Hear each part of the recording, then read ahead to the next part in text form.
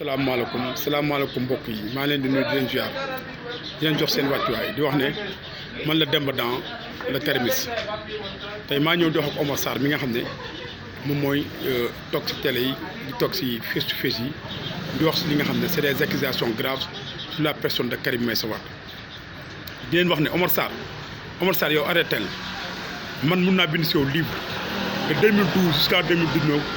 man bokk naa suñu porte combat Karim Wade yëpp mën a siy gis nga nekk si biir terrain bi di def say lobby yow yàgg naa ko wax gars yi naa leen Omar Sarr ku yàgg jaay Karim Wade la Omar Sarr ku yàgg bugg Karim Wade def si kaso bi la parce que arrangé wu ko parce que xelam lépp ak xalaatam lépp mooy bëggoon na fexe ba Abdoulaye Wade teel a génn àdduna moo récupéré parti bi si loxoom téel ko boppam ak di préserver li nga xam ne moom moo nekkoon ay bien loo tax tey CREI bi tëb ki nga xam ne mooy Omar Sarr ànd nañu man ak moom ak Farba Senghor Madické Niang Samuel Sarr jóge benn mars poste Médine jaar Centenaire gars yi dóor ñu ay lacrymogène Omar Sarr ànd nañu ba ñu woo Karim Wade di ko enquête au niveau de la gendarmerie de Colobane par le commandant Sarr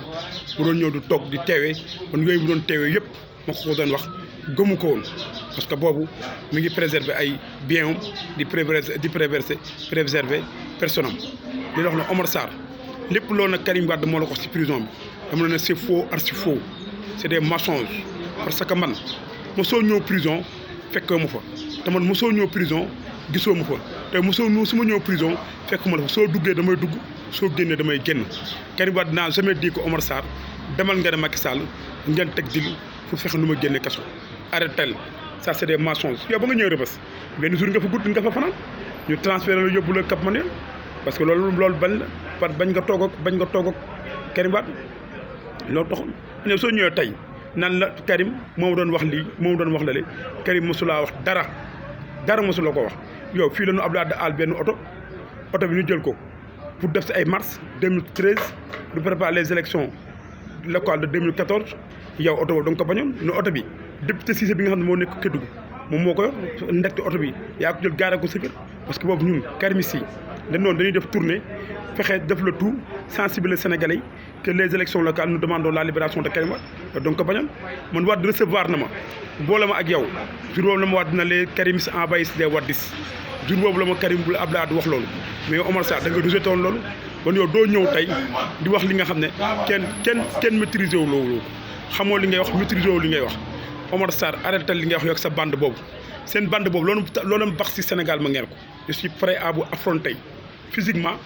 verbalement financièrement loolu bax ma ngeen ko du ma leen may dara réew mi gënoo leen see bokk Karim Wade Sénégalais la comme yéen am droit bokk ci parti politique comme yéen bu leen ñëw du tànkal nit ñi di amee de l'allégeance régler leen seen politique soro ñaar yooyu ngeen di def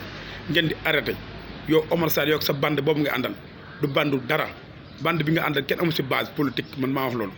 kenn xamu leen man tey soo taxawee tey di attaquer Karim Wade man duma la may dara man la Demba dans le Karimiste en chef prêt à vous affronter dignement prêt à vous affronter avec engagement et détermination et conviction sans complexer parce que man xam naa la bu baax a baax mosoo yéene Karim Wade jàmm man maa wax loolu am na yeneen yi nga xam ne tey dama ko témoin te dinaa ko wax parce que yow Omar Sarr ku la xamul mooy wax mais ku la xam du wax lii nga bëggoon am nga ko te Olof Njaay ne woon nag kuy naan di nëbbut heure boo mandee feeñ yow Omar Sarr da nga feeñ tey on t'a pris main dans le sac tey ngay xam ne le Karimiste en chef jël na engagement am ak détermination am affronter la bépp affrontation du ma si teggi dara parce que nag man nag dinaa nangu lu ne mais du ma nangu kenn di ma attaquer sama Karim Wade kenn du ma attaquer Karim Wade parce que sénégalais la patriote la citoyen réew mi la bokk si réew mi ñu tooñ ko teg ko nattu yàlla def natt bu teggeeku bon ku si mécontent yow yaa xam ku si mécontent yaa xam ku si kontaanul yow la concerné di wax ne vidéo baa ngi nii bëgg naa su ma ko dugalee YouTube na ko ñëpp partagé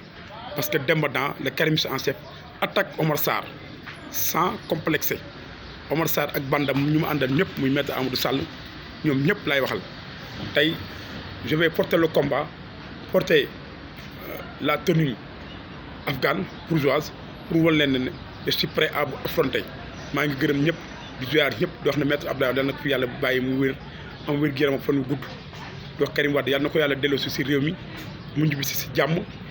bokk si élection 2024 parce que il est le candidat du peuple en 2024 man ñu ngi wax ne suñu xel dal na Karim ñu ngi lay xaar avec des bras ouverts dans ton pays natal le Sénégal si nga bokk doomu réew mi nga liggéeyal nga réew mi defal nga réew mi lépp lu waay wax si yow si moom la fekk baax yow kenn xamu la su lu bon kenn déggu la su lu bon wax maa ngi nuyu ñëpp di gërëm ñëpp yàlla na fi jàmm yàgg je vous remercie